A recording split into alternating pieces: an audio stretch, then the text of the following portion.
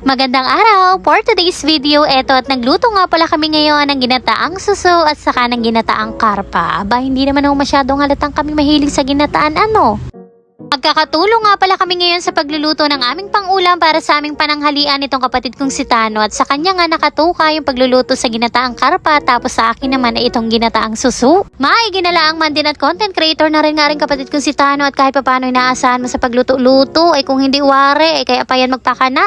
Kaya nga nakakasipag ang pagiging vlogger ay kailangan kumilos para merong content. At ayan, eto nga pala munang karpang isda ang una naming asalang at ari nga pala ay asaing lamang muna namin kaya naglagay na nga kami diyan ng suka, bawang, sibuyas, asin at saka ng paminta. At para nga sa alutuin kong ginataang suso, eto at nagpatulong din nga pala ako kay Angela Dini sa paghimay na ring mga pako na asahog namin. Kasarap din nga ni na ring isahog tapos masustansya pa. Ayan nga ni po at nagumpisan na rin nga pala ako sa pagluluto. Eto talaga yung simple at napakadali din lamang lutuin. Ayan nga pala at nagumpisa ako sa pag-iisa ng sibuyas, bawang at saka ng luya. At nung lumabas na nga yung kanyang aroma, saka ko naman nilagay itong suso. Bali, isasangkot siya nga lamang pala muna natin yan. Kaya naglagay na rin nga ako diyan ng pampalasang asin at saka ng paminta. Mga 3 minutuhin nga lamang pala muna natin itong isasangkot siya hanggang sa lumabas nga yung kanyang katas. At ayan, tinakloban ko nga muna para mas mabilis maluto. Abay, sa tunay, huwag nyo na nga munang pansinin yung taklob ko din at hindi ko na naman nga makita yung aming malaki-laking panaklob. At ayun, habang nakasala nga dun sa may labas ng bahay yung suso, ay pumasok naman nga ako din sa may loob ng kubo at kakoy atingnan ko baga yung inaluto ni Tano. Naisayin na nga pala niya ng ilang minutuhin itong karpa at ngayon naman nga simulan niya na nga ang paggagata.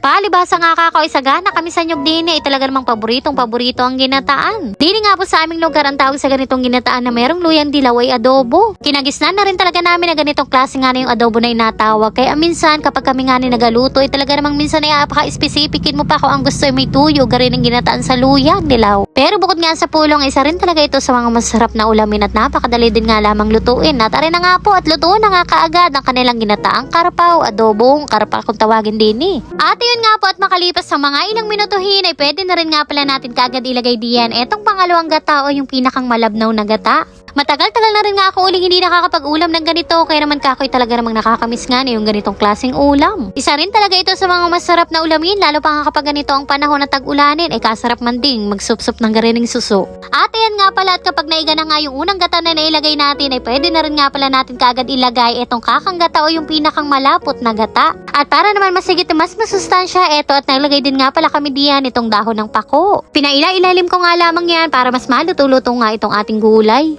Nako ay kung maaamoy nyo lamang talaga yan sa mga oras na yan mga mare pamihadong magugutom din kayo at may ilabas nyo ang inyong bahaw at talaga namang amoy pa lamang ay nakakagutom na.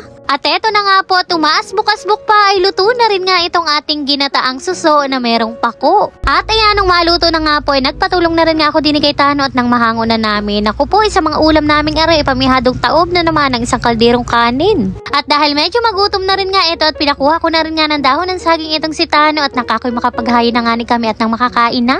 At rin na nga ho at makigulo na rin nga din sa pagsup-sup ng suso. Kain po tayo mga mawe. Thank you po Lord sa lahat ng blessings. Kahit nga napakatagal ng pagkain namin diyan ay talaga namang sulit at napakasarap talaga na rin suso. Sobrang linamnam din nga rin ito at kahit pa nga itong si Ate Kuning ay talaga namang nagustuhan din nga itong ginataang suso. Halos hindi na rin nga ako makakain ng kanin diyan kakasup-sup nga din sa suso at talaga namang anong pagkakasarap at sobrang namiss ko rin talaga mag-ulam ng ganito.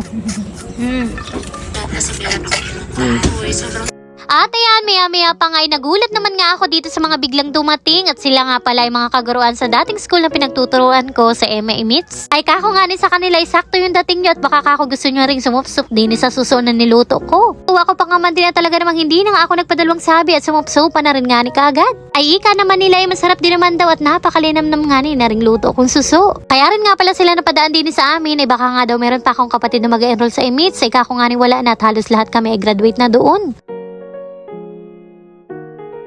Fast forward, kinahaponan ay umahon naman nga pala kami din sa bundok at nakitulong-tulong nga pala kami sa pag-harvest na ring mga manggang piko. Kanina pa nga raw silang umaga din kaya naman eto at napakarami na nga nilang manggang nakuha. Ikalawang harvest na nga raw nila dito pero grabe, sobrang dami pa rin ng bunga at hindi pa rin nga raw masaid-said. Dini nga po sa amin kapag rin merong nagapa-harvest o nagapapitas ay kami nga ni nakikitulong-tulong para kahit papano nga ni makabahagi. Abay ika nga lamang ho na matatanda ay kailangan munang magpakahira para makatikim ng masarap. Manggang piko nga ho pala ang tawag sa garining klaseng mangga din sa amin, pero kapag natikman nyo nga yan kahit maberde-berde pa ay talaga namang anong pagkakatamis. Kakatuwa pa nga na rin isang piraso ng mangga ay daig mo pa nga ni ang kahugis ng ngipin ni Angela. Dahil sobrang taas din nga ho pala nitong puno ng manggang piko ay hindi rin nga ho pala namin kayang dumamplas diyan at kakoy baka nga laang mabangasan. Kaya naman kami nga ni Hodian ay nakitulong-tulong na nga lamang sa pagbubukod na rin mga manggang hilaw sa mga manggang hinog. 50 pesos nga pala per kilo ang bintahan sa garini. Naku po ay kahit man dinaan din ni pangaraw kami sa kabundukan ay marami na nga kaagad ang nakatarato dahil napakasarap talaga ng garining klaseng mangga. Yung kahit maberde-berde pa man din nga ni po ang balat na rin talaga namang anong pagkakatamis. At mas lalong mas masarap pa nga kapag pinartner nga din sa sawsawang alamang. Tuong na parami na nga kami kaagad diyan ang kain ng mangga ay kako pa nga dun sa may-ari nalugi nga siya sa amin ng ilang kiluhin. Sa sobrang sarap naman talaga ng garining klaseng mangga at anong nga ning pagkakatamis ay parang anong hirap pigilan ng sariling hindi nga ni magkakakain. Pero maigi na nga lamang at mabait-bait ang may-ari na rin. Yung tipong marami-rami na rin nga kaming nakain dining mangga ay meron pa nga ring pabaon pa uwi. Halos isang planggana nga ni ang padala sa amin kaya't ari nga ni at tuwang-tuwa naman nga itong aking bunsong anak na si Alicia Bernice at paboritong-paborito baga naman nga ang mangga. And yun lamang muna for today's video. Maraming salamat po sa inyong panonood. God bless.